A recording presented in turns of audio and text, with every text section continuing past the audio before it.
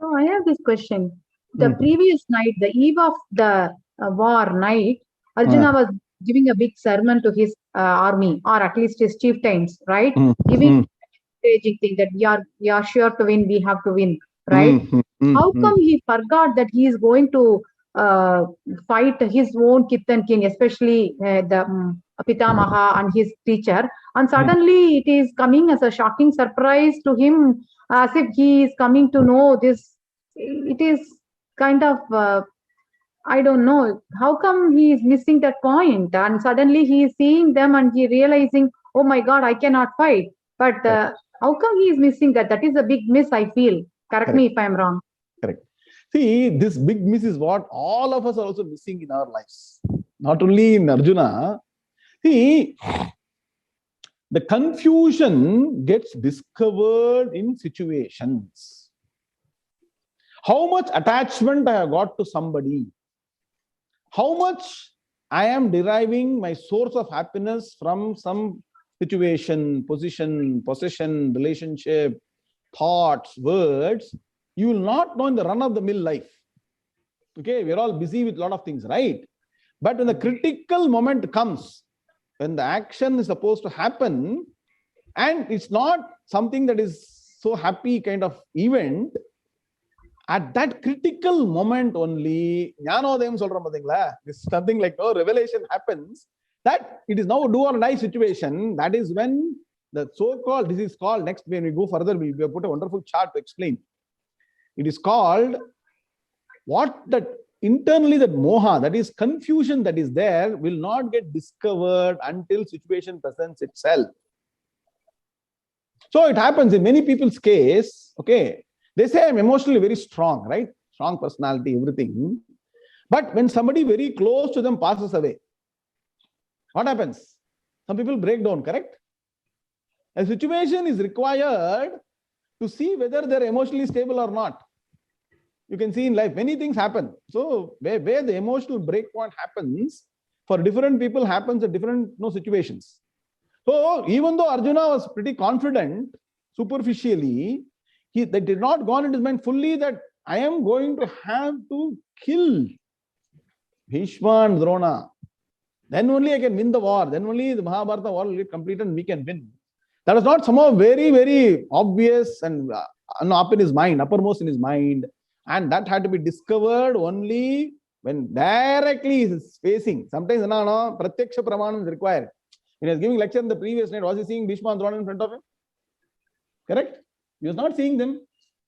So when he saw them physically in front, he now realized, no, this is something I have to fight them physically. And that's when all the thoughts, previous emotions, attachment, everything comes. And then we'll further see how Arjuna goes through an emotional breakdown. See, it's very obvious, right? If either he should have thought through earlier previous day and told, definitely I'm going to fight Bhishma and we'll have strategies for them, all that were told.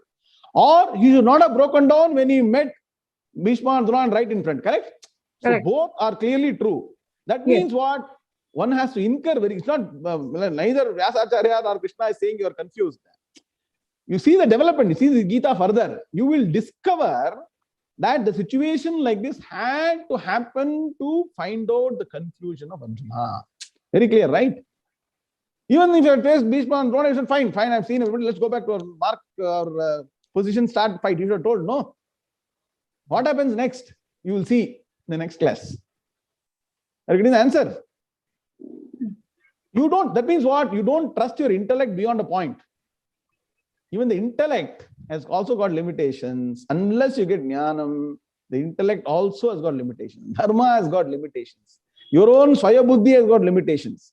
Unless it is going through a process of Guru Shastra Susamskrita Upadishta Manaha. And that mind has got the jnanam, only full clarity will come. Till then there will be confusion. Has Arjuna been through jnana before this? No, correct? No. After he got the Gita Upadesham, then only he got the jnana. Correct. Then what he told, I told also in the Anugrah Bhashan, I quoted that, no? Nashto mohaha smritir labdha tatprasadan mayachyuta. So finally he says, I was confused. Now the confusion is gone. In fact, Krishna asked the question to Arjuna towards the end. Please go and read the last portion of Bhagavad Gita. Kaschideda sutam partha, kaschid ekagra chetasa. Did you hear me all that I told very clearly? Kaschid ajnana sammohaha pranashante dhananjaya. Have you now rid of all your confusion? If you study Gita in totality, if you see only part, you will not know what I am saying. Sumati madam, you understanding? So Bhagavan asked Krishna asked Arjuna towards the end, has your confusion gone? And then Arjuna says, Nashto moha sthirlabdha tatprasadan mayachita sthitosmi gata sandeha sthitaha asmi, I am now steady. Gata sandeha, I am now rid of all the confusion. Karishye vachanam tava. Now I will do what you said. You told me to fight, I will fight. He had to go through this confusion, clarification, jnanopadesham to decide finally that I am ready to fight. When you read the Gita completely, then only you know what I am telling now. I am giving you in advance itself so that you go forward with the thought process. Tell me, any other questions? No, I just kind of understanding. Even this confusion is caused by Lord Krishna, so that Bhagavad Gita will come. Maybe it is planned by Lord Krishna. The previous night, he was very clear. But when he came and when Lord Krishna purposefully placed the chariot in front of Bhishma Pitamaha and Dronacharya, maybe it is Maya or something, he planted the doubt in Arjuna's mind. I think we should not do too much, beat it to death. What we read is what we should go with. The fact of the matter is, yesterday he was clear, today is not clear, and he said certain things and he breaks down. Just follow the Gita, and it is Krishna's way of discovering Arjuna's confusion with pratyaksha pramanam. In Sanskrit, we want pratyaksha pramanam. The previous night, paroksha means what? They are not physically in front. Okay? Clear, huh? Understand? Namaskaram, Guruji. I just had like 2 or 3 questions. My first question is, doesn't dharma and adharma like change for each yuga? So isn't there like different rules for each yuga? Okay. First question I'll answer one by one. Okay. See, dharma and adharma, universal dharma, adharma is always the same in all yugas. Satyam vada dharmam chara. No, speak the truth, follow dharma, those kind of messages. See, in which yuga is speaking speaking untruth is correct? You please tell me. In any yuga, will anybody say speaking untruth is okay? No. In which country, you tell me, breaking the law is okay? None. In which country? No. And in which time? When a king promulgates a law, people have to follow, right? Constitution law, right? So even your laws, your judgment based on constitution, right? So dharma is like the constitution of life. Well, constitution governs all your, even criminal, penal code, everything is coming from CRPC, connected to finally some part of constitution, please understand. So dharma is like a universal constitution of how we should live life. So that the goal is to make you happy, please understand. By putting the rules and regulations, is not for regulations, like dharma doesn't gain anything. By putting all these conditions, dharma devata has nothing to gain. They are putting these rules so that we follow the right path to get ultimately eternal happiness. So the rules of dharma will always be the same, whether it is Krita Yuga, Treta Yuga, Dwapara Yuga, or Kali Yuga. In which yuga say you can disrespect a guru and be okay? You tell me, in any yuga can say you can disrespect a guru? No. Just because today people in different parts of the world work differently with teachers, a different thing. But our Shastras are very clear. You have to respect the guru, you have to submit, you have to be humble, you have to drop your ego. All those things are there, right? You have to take care of parents. In which place they say you should not take care of parents, old age? Which place people say that you should not be kind? In which place people say that you should not be benevolent, help the needy, be contributor, don't be consumer, follow discipline as much as possible, correct? So the universal dharma is the same. But depending on conditions, for example, in America, it is very cold. So you cannot wear angavastram like this, or you can put a sweater, you can put another shawl on that. That is okay. See, the adjustments for following dharma, you can do depending on the place. For example, you go to even Badrinath and all the priests wear a lot of woolen blanket, everything. Like we go to Tiruchi or in our Tamil Nadu temples, all the priests will have veshti and angavastram tied with everything bare chest, correct? See, don't focus on the actions per se for dharma. Dharma has got a guiding principle. The implementation will have some variations depending on situations and places. Correct? You understood, no? So differentiate between the universal law, the intent of the law, and the execution of the law. See, a judge may take a benevolent view of a crime and give a limited punishment. But the fact the person has done a crime cannot be taken away. Transgress the law. Correct? You understand, no? So please differentiate. Dharma doesn't implement it. That is why in Taittiriya Upanishad there is a mantra. You all should come and learn Taittiriya properly. Atha yajite karma vichikitsa va vritta vichikitsa va syat ye tatra brahmana sammarhinaha yukta ajukta aluksha dharma kamasiho yatha te tatra varteran tatha tatra vartetha. What does it mean? If you got a doubt about how to follow dharma in a place, situation, whatever is happening, please talk to people who know dharma very well, who have studied Vedas properly. They will take the consideration of your location, limitation of your place, your conditions, your surroundings, how much you can follow dharma, and they will give you something that is palatable for you to follow. They will not hold that huge, unique stand and say, this is what you should do. Alukshaha means who have got a lot of large-heartedness, who are not wicked, who don't get wild at you. They will now make some condition and say, okay, Anag, at least this much you do. You understand what I'm saying? You got the point? But they will hold the dharma as a particular, they hold on to it and say, follow. So dharma will not change. So two things will never change. Dharma also won't change. Brahman also won't change. Brahma Tattvam is not different in Treta Yuga and Krita Yuga, not different. Brahman change agma. Can Brahman change? Dharmamum always the same. Brahman always the same. Our Sanatana Dharma addresses only these two things. First half of Vedas is nothing but Dharma Shastram. Second half is Brahma Shastram, that is Jnana Margam. So both are eternal. Both cannot change. That is why Sanatana Dharmam. Sadatanam, Sanatanam. Sada means always the same. It doesn't undergo change. Understood? எனக்கு இன்னொரு question இருக்கு Guruji. Tying on to this. You said how dharmam is eternal for each yuga. It doesn't matter what yuga it is. But in this yuga especially, the age of misinformation in Kukurwa, they call the Kali Yuga the age of misinformation. Meaning, you don't know what's true. You don't know what to follow. There are some people saying this, some people saying that. It's completely contradictory. In such times, yeda follow pandradhen, I'm like really confused. Like, what do I trust? Correct. Very good. Correct. So that is why, see, one more point you please understand. Even in a particular yuga, the dharmam that is applicable is different for different kinds of people. For rishis, rishi dharmam is different, manushya dharmam is different. You understand, no? Devatakal dharma vera, manushya dharma vera. No. Devatakal need out to sandhyavandanam, but manushya sandhyavandanam panna. You understand? I mean, when you double click, we'll go in detail all that. Okay. So as one clarification, okay. Rishi did this, so can I do? Question kya Rishi ki dharma vera. Now coming to the point, see, it all depends on, do we understand that the Vedas are the source of all dharmam and jnanam?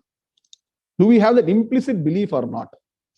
Slokha Vedo khilo dharma moolam smriti shilecha tadvidam acharaschaiva sadhunam atmanas tushtirevacha. Manu solrar. See, all these three things that I'm going to tell now, Manu says, are meant for eternal happiness of mankind. What are they? Vedaha akhila dharma moolam. The Vedas are the bedrock or the root of all dharmas. Any dharma that has come out has got a connection to Vedas finally. Mahaprabhu used to say, if there is a conflict between two differing aspects told even in Smritis, not only among religions, among different methods that people follow in spirituality, even in some scriptures there is some clash. Somewhere they say you do Devata Puja, Nama Sankirtan. Somewhere they say you do go to Jnana Margam. Somewhere they say yoga. Somewhere they say dhyana. Somewhere they say kundalini. Somewhere is something else, right? The 95% of Vedas talk about karma. Last 5% says give up karma, come to jnana. So unless you go to the right teacher who has studied the Vedas, so Vedathil nambikkai. Vedathai vitta aram illai, Vedathil odathagum aram ellam ulavara, Madirniyar tarka vaadathai vittu valamutra Vedathai odiye veedu petrare. Tirumandram. Tirumular, who propagated Yoga Siddhanta, First phase is obeisance to Vedam first. Yeah, aram shayya virumbu. So that the dharma and Vedas is a fundamental. Vedas are fundamental for dharma. Then you are not able to understand Vedas. So what Manu says? Smriti Shile cha tadvidam. Smriti means what? All your Bhavaartha, Itihasas, Puranas. You try to understand what is dharma. Dharma from the Smritis, more palatable. But if there's confusion, please go back to Vedas. Who know the Vedas, ask the clarification. Adum padike time illa. We don't have time, sir. Busy life. What you do? Acharasthaiva sadhunam. Holy people or realized people, calm, always helpful. Follow them. Follow their way of life. Learn by being with them. Learn by observing them. I can neither observe. I will not study even the Itihasa Purana, nor will I go to Guru and read Vedas. Then Ishvaro Rakshito. Understand? So the clear message is that you should have clear faith in the Vaidika Dharma. And anybody who is not connecting to Vaidika Dharma and Vedas and Upanishads and Gita, Brahma Sutras, Purana, Itihasa, you should question, is it right? Because Vedas are the root of everything. One, that is where you get the clarification, you get resolved, whether connected to Vedas or not. You understand? Yes. Understand? You tell me in your words, how do you resolve the conflict? What is it? What is wrong? Very simple, according to you. Tell me. How do you resolve the conflict? If you connect it back to the Vedas, you study it, or you go to a guru. What the person is saying, you should see whether the person is connecting what is he or she is saying is connected to the Vedas. Is the person saying, Vedathil solrukuppa, adala na solren. I have not invented something new. Vedas told this. Krishna Paramahamsa told this in Bhagavad Gita. Adi Shankaracharya told this in his Bhashyams. Are you able to connect back to Vaidika Dharmam, Sanatana Dharmam, our Guru Parampara properly and explain? Even Krishna will say later in Bhagavad Gita, I am not telling anything new. I am only telling what has been told from time immemorial. Imam vivasvate yogam proktavanahum. You should see actually in Parivas Anugrah Vashanam. Sakalene mahata yogo nashta parantapa. Our parents got lost. So I am coming back and telling the same thing. So the knowledge is the same, dharma is same. Nobody can claim ownership of something new. If anybody claims something new, then you're in trouble. You pay that I got this from this scripture. This is the author. If you want to teach yoga, pay obeisance to Patanjali. I am borrowing the Patanjali. If I am teaching something else, Dharma Shastram, pay obeisance to Jaimini Maharshi. If I am teaching Gita, pay obeisance to Krishna Paramahamsa, Vyasa Bhagavan, Shankaracharya for the explanation, then teach. Got the point? I just have one question, Guruji. In the 10th sloka, actually, where I thought this was trying to show that Duryodhana is being insecure, and he's telling that even though Bhishma is protecting our army, it is not enough. But Bhima is protecting Pandava's army, and it is enough. But in the Gita Press book, they have given the meaning. It is slightly different. No, it's opposite. A lot of people ask this question to me. That is wrong. This is right. See, you should know Sanskritam. Aparyaptam. Parisamantat aptam paryaptam. Paryaptam naka, that's something that is sufficient. Aparyaptam means insufficient. And everything is in continuous. Aparyatam tatu asmakam balam bhishma abhirakshitam. Purnida Arvinda. He is telling Aparyaptam. That army, our army, which is protected by Bhishma, is insufficient. Not only that, second time, Paryaptam. So, idam etesham. This particular army, Balam means army here, Bhima abhirakshitam, protected by Bhima. Nah. So, please understand, when you got doubt, no, you should ask. Very good, you ask a question. But even further doubt is that, please go and study Sanskrit. அதுதான் சான்ஸ்கிரிட் தெரிஞ்சுக்கணும்னு போய் சொல்ற அடிக்கடி இல்ல. கொஞ்சம் பரியாப்தம்னா என்ன? பரியாப்தம்னா என்ன சொல்லு பார்க்கலாம். அதுக்கு விற்பத்தி பரி ஆப்தம், பரிசமந்தாத் ஆப்தம், வெல் சஃபிஷியன்ட். அகாரம் போட்டனாக்க நவுன் ஃபார்ம்ல ஆப்போசிட் ஆயிடும். It becomes opposite. Okay. Sufficient opposite. What is opposite sufficient? Insufficient. Clear? Lot of people ask the question. Thank you for asking. Okay, thank you. I have a question. So you say that Vedas are our roots, right? Correct. So Gita is also part of it. Correct. So why certain Vedas you should not read in the night? Why certain Vedas you can read in the night? What is the difference? Good. See, I think your camera is other side. Okay. Okay. No, I was just seeing the monitor, so that's why. Sorry. Okay, no, okay, fine. See, please, if you can make a small note it down. I think I'll be given the notes also. The Gita Shastram, Acharya writes in the introduction to Bhagavad Gita. Okay, he says, Tadidam Gita Shastram Samasta Vedartha Sara Sangraha Bhutam Durvigneyartham. This is a very elevating statement that Acharya says. What is the meaning? Tata idam Gita Shastram. This Gita is called Gita Shastram, not only Gita chanting, right? Shastram na padikino. Shasti upadishati trayate papata trayate shastram, right? This Gita Shastram, what is it? Samasta Veda Artha Sara Sangraha Bhutam. Understand? It is the essence of the meaning or implication of all the Shastras. Are you getting the point?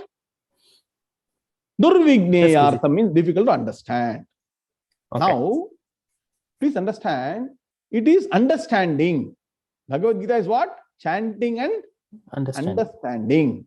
Whereas Vedic mantras are sound vibrations, energy waves, which have to have positive effect depending on the conditions present. Like if you want to have a proper chemical reaction, you talk about temperature, pressure, PV is equal to NT, catalyst, you need all that for a solution to come properly in a chemical reaction. In energy has to get converted to something favorable. The conditions have to be right in terms of giving benefit for that particular energy being dissipated, right? When you chant Vedic mantras, certain things are supposed to give benefit only when sunlight is available. Are you getting my point? There are many Vedic mantras you can be chanted in the night also. Please understand, not that you should not chant Vedic mantras in the night. It's not a ban. But Shastras have clearly, our tradition says that these are the mantras you should chant. You can chant in the night. Like Surya Namaskaram, Aruna Prashna is there. You should not be chanting in the night, right? What is that for? Propitiating Bhagavan Surya to get health. Surya is not there. You cannot say that sun is there in India in my night, so I will chant. That doesn't work that way, right? That's true. Understand that? So that is why there are clearly said that what you should chant in the night, what you should not chant in the night. Clear, huh? Confusion clear, huh? Thank you. Bhagavad Gita is only chanting and knowing. It's not the vibrations don't make Bhagavad Gita is swaram kadiyadu. Puriyo? Veda mandra swaram irukku. Kandipa. Okay. Swarathoda sonnada Veda mandra illa slokam aidum. Agree. Okay? So another thing. So when I'm learning Veda, say like Upanishad or Aruna or any Suktams or anything, can I do my Tiruvai in the night, or I should do the Tiruvai also in the morning? Tiruvai means what? So I'm just saying whatever my Guruji said. I mean the Veda Guruji. So he teaches me and then I have to practice. It's like Adhyanam. Okay. So, Swadhyayam. It's called Sanskrit. Swadhyayam means practicing, right?